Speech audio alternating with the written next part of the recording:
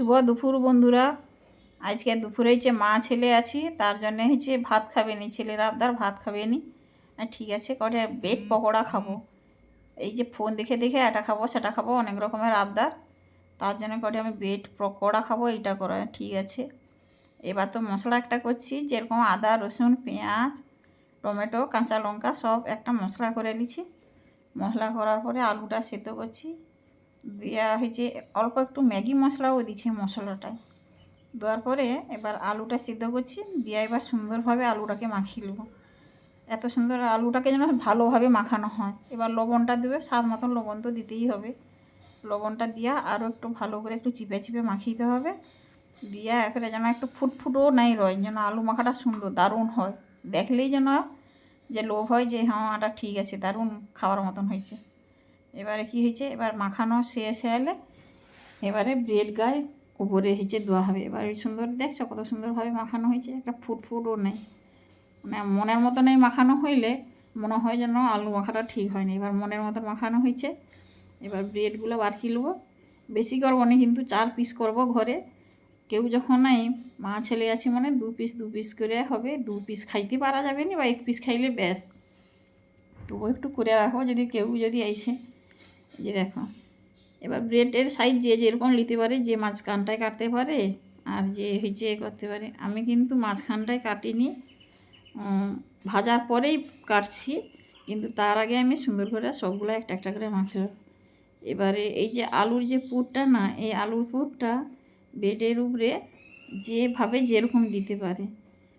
ও হয়েছে বলতে একটু পাতলা হয়েছে দিতে পারে, কেউ আবার হয়েছে একটু মোটা করে হয়েছে দিতে পারে। যে যেরকম পকোড়া খাবার ইচ্ছা সেরকমই ব্রেডের উপরে দিলে দারুণ লাগে। এবার আমি একটু সাইডগুলো একটু কম কম দিচ্ছি, দিয়ে মাঝখানটাই দিচ্ছি।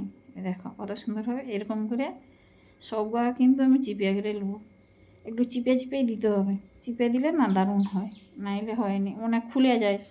আরও অনেকে আছে কী বলে একটু জল মাঝখানটায় দিয়ে দেয়, আমি জলটা দেবো নি, ওখানটায় হচ্ছে একটু বেশি, একটাই কম দিচ্ছি আর একটাই বেশি দিয়ে দেখি দেয় না কীরকম হয়। আরও একটা কী হয়েছে, এই যে ধনিয়া পাতা, এখন তো ধনিয়া পাতা ঠিক পাওয়া যায়নি, কিন্তু আমার ঘরে এই যে কী বলে যে বিলাতি ধনিয়া পাতা নাকি পাহাড়ি যে ধনিয়া পাতাগুলো, ওগুলো একটা গাছ লাগানো হয়েছিল, ছোট্ট ছোট্ট চারা হয়েছে, সেগুলো আমি দুটো টুকেলে বলে আসি।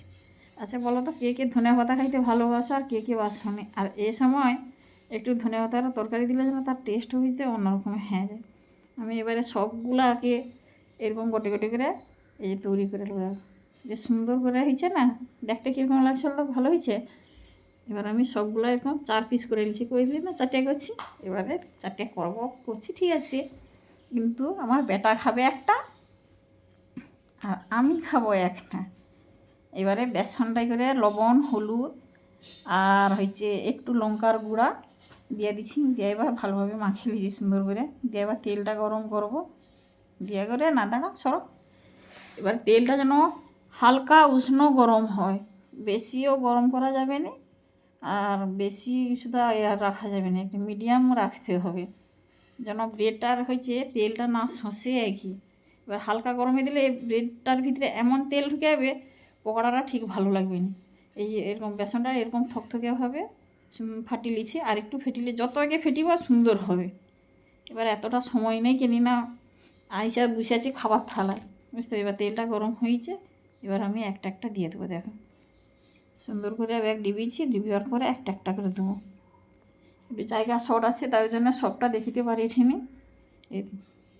এবার কেউ যদি একটু মোটা খায় বেটারটা তবে মোটা দিবে, আমি কিন্তু এরকম দিচ্ছি। যে দেখো দিয়ে উপর দিয়ে একটু তেলটাকে ছিটিয়ে দেবো, হালকা হালকা করে তেলটাকে এরকম ছিটিয়ে দিতে হবে। খুন্তি দিয়ে ছিটিয়ে দিলে কী হয়, আরও চারা সুন্দর হয়। আমি দেখি এখন দেবো নি, উল্টানো যায় নাকি, তারপরে দেবো না, একটু একটু দিয়ে দিই। দেওয়ার পরে হয়েছে হবে। এবার দিয়ে দিচ্ছি একটু একটু করে, দিয়ে এবার উল্টিয়ে দেবো, দেখি উঠে নাকি সুন্দরভাবে। হ্যাঁ উঠে যাবে। এবার একটু সুন্দর করে উল্টিয়ে দিতে হবে, এধার সেধার করে উল্টি দেওয়ার পরে তারপরে হয়েছে আবার একটা একটা ভাজবো। একে একটু ধৈর্য ধরেই ভাজতে হবে, নাইলে এর ভিতরে না পুরটা যে আছে ওরা কিন্তু কাঁচা রইলে আর ভালো লাগবে না। যেরকম আস্তে আস্তে আঁচে, এবার আঁচ কমিয়ে দিতে হবে, দিয়ে ভাজতে হবে যেন সুন্দর হয়, ভিতরের পুরটাও যেন খাইতে ভালো লাগে আর বাইরের এটাও খাইতে যেন ভালো লাগে। এবার সুন্দরভাবে লাল হয়েছে, এর বেশি লাল করলে আর কিন্তু ভালো লাগবে না, আর চুঁয়ালেও ভালো লাগবে না। এই হয়েছে, এবার তুলে নেবো একটা একটা করে। এবার আমার বেটাকে হয় কাটিয়ে দিতে হবে, নাইলে সস দিয়ে দিতে হবে উপরে। আমি কিন্তু কী করবো বলতো, একটা একটা করে এই যে দেখো সুন্দর কাটিয়ে নিচ্ছি। এই যে দেখছো আলুর ভিতরটা, এই যে পকোড়ার ভিতরে সুন্দর হয়েছে, ভাব বাড়াঠে মানে সুন্দরভাবে হয়েছে, একটু কালার কোনো রকমে হয়নি। দারুণ খাইতে, ভাতের বদলেও শুধু এটা খাইলে দারুণ লাগিয়েছে। দেখো একটা দিয়ে দিচ্ছি প্লেটে করে তাকে, সে খাওয়াটে। আর এই যে 4টে ভাজতে এই যে হয়েছে, আর একটা আছে সেদিকে রেখে দিচ্ছি। আর দুটাকে কাটি দেখি, আমি একটা নেবো আর রেখে দেবো দুটা। বা যদি আমার ছেলে যদি দুটা খাইতে পারে তো তাও ভালো, দেবো খাবে, খাওয়া ভালো। এরকম কার কার ঘরে দুপুরবেলা ভাত নাই খেয়ে করে এগুলা খাওয়া, আমাকে কমেন্টে কিন্তু জানিব। আমার ঘরে যখন কোনো লোক রয় তখন কিন্তু ভাত একবারে বাদ দিয়ে দিই। ভাত খাওয়ার কথাই কইলে গায়ে জ্বর, ভাত একবারে বাদ, এই সব ভালো মন্দ করে খাবে। দেখছো, এবার খাও। ভিডিওটি যদি ভালো লেগে থাকে তো লাইক কমেন্ট শেয়ার করে দেবেন, আর ফলো করতে ছাড়বে না কিন্তু।